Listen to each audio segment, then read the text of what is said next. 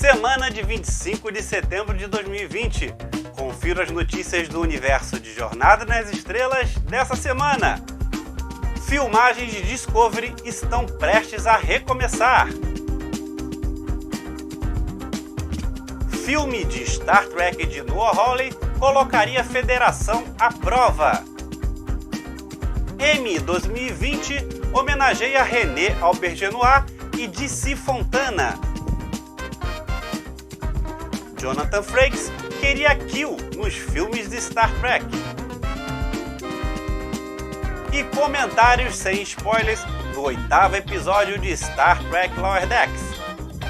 O melhor programa que fala do universo Star Trek no Brasil está começando. Eu sou Alexandre Madruga e o TV News está no ar.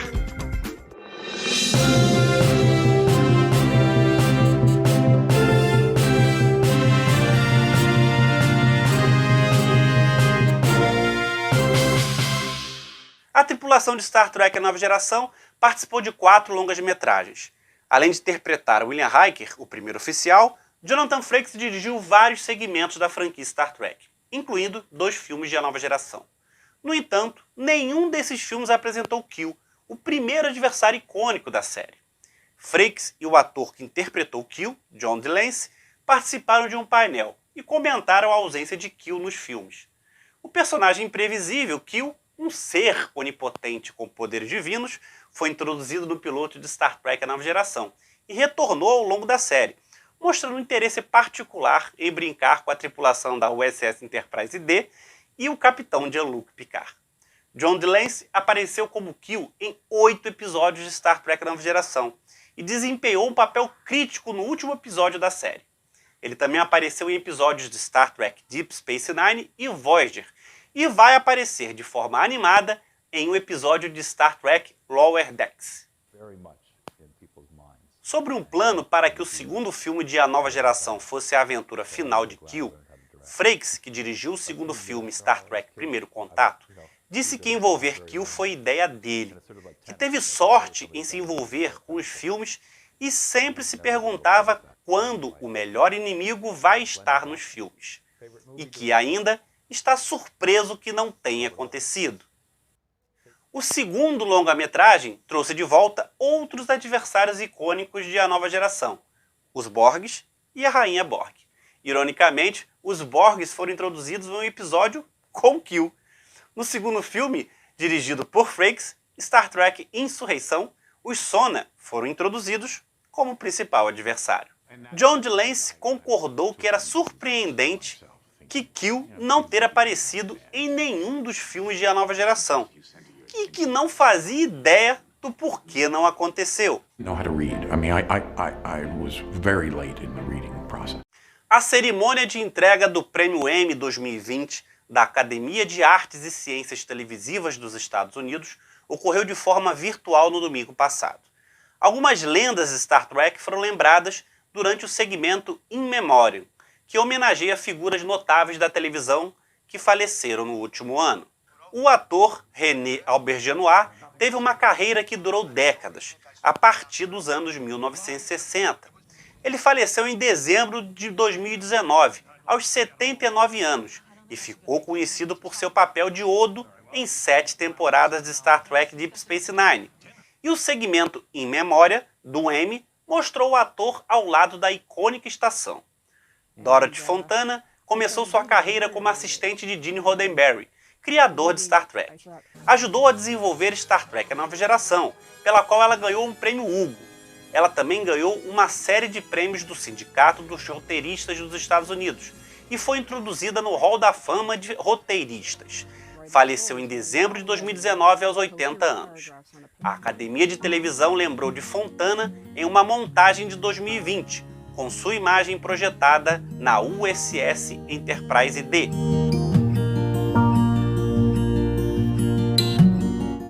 Como já foi noticiado, o projeto do roteirista e produtor Noah Hawley para um novo filme Star Trek foi colocado em modo de espera pela Paramount, devido ao tema ser relacionado a um vírus mortal, o que traria um comparativo inconveniente com o nosso momento atual.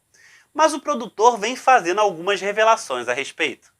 Numa entrevista, Hawley disse que o filme, além de contar uma história inteiramente nova, seguiria com uma nova equipe e não o elenco dos 3 filmes anteriores de Star Trek ou qualquer outro elenco antigo.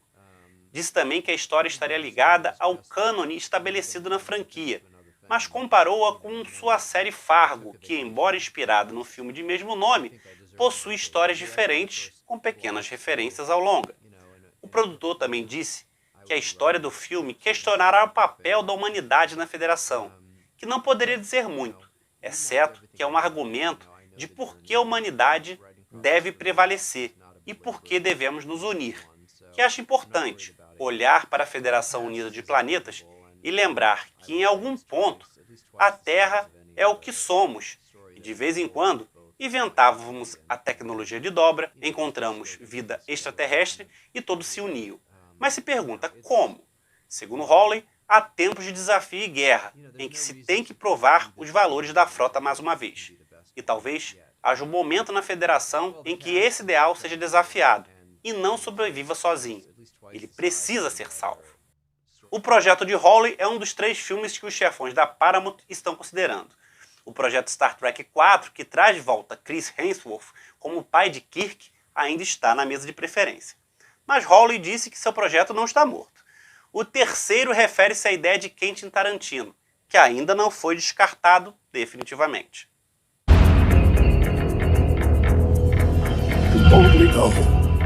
Aumentam as evidências de que Discovery esteja iniciando as filmagens de sua 4ª temporada, mesmo sem que a CBS já tenha anunciado oficialmente a renovação da série.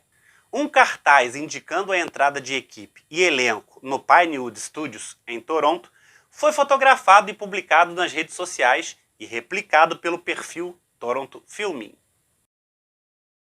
Isso vem na esteira de uma postagem que Wilson Cruz, o Dr. Kuber, indicando que estava se exercitando para voltar aos sets na 4ª temporada da série. A publicação no Instagram foi logo editada, com exclusão à menção da 4ª temporada.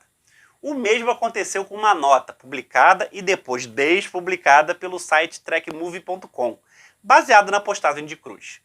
Naturalmente, a exclusão aconteceu a pedido da CBS. Espera-se que o estúdio anuncie a renovação e a volta às filmagens na New York Comic Con, que terá um painel do Star Trek Universe no próximo dia 8, apenas uma semana da estreia do 3º ano.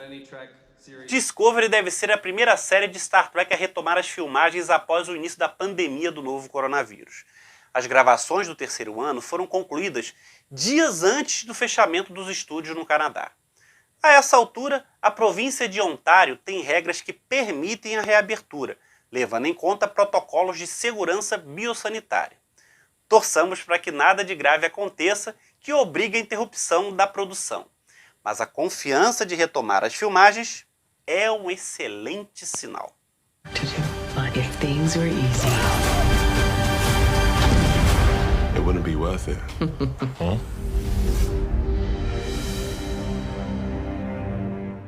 E saiu o 8º episódio de Star Trek Lower Decks, Veritas, escrito por Gary Kibernard e dirigido por Kim Ardit. Neste novo episódio, os alferes Boimler, Mariner, Rutherford e Tendi encontram-se em julgamento, quando alienígenas os forçam a testemunhar, como um grupo, sobre missões ultra-secretas e encontros de naves estelares que deram errado. O líder alienígena é dublado por Kurtwood Smith, que atuou como presidente da Federação Estelar em Jornada nas Estrelas 6, A Terra Desconhecida, e trabalhou em Voyager e Deep Space Nine. E mais uma vez, um especialista do Trek Brasilis vem aqui contar do que achou do episódio sem spoilers. Hoje, quem comenta é Ricardo Nespoli. Conta aí, Ricardo, o que tu achou do episódio? Fala, Madruga, fala pessoal aí que tá assistindo o TB News.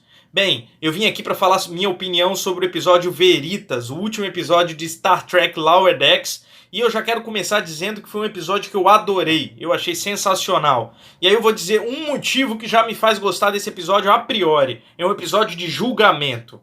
Eu adoro episódios de julgamento em Star Trek, porque eles conseguem contar coisas que estão acontecendo sobre a ótica e a perspectiva de personagens diversos. E eles, em Lower Decks, eles conseguem fazer isso muito bem. É muito interessante a gente ver os acontecimentos narrados de uma forma diversa. A gente saber o que a Tandy, a gente saber o que o Boimler, a Mariner e o Rutherford acham sobre os acontecimentos que estão ali no centro da questão é muito interessante. Então a gente consegue ver como os Lower Decks participam das coisas, mas nem sempre entendendo tudo muito bem, e isso é muito legal. Eu gostei também desse episódio, porque eles fazem uma coisa que eu já tinha comentado antes, nos primeiras impressões aí, que é dividir as duplas. A gente não tá olhando exatamente Boimler e Mariner, Rutherford e Tandy, não. A gente tá vendo cada um tendo a sua própria autonomia e criando suas próprias visões sobre o que tem acontecido. Então, assim, tenho certeza que todo mundo vai gostar. E pro fã de Star Trek antigo, eu vou falar para vocês que tem uma surpresinha que, ó, não deixem de assistir. Não deixe de se inscrever em nosso canal, dar um like e deixar comentários do que achou desse TB News que está terminando. Não custa lembrar que sempre que quiserem saber do universo de Star Trek, acessem o portal do Trek Brasilis a qualquer hora. Obrigado pela audiência, obrigado pela presença. Nos vemos no próximo programa. Tchau!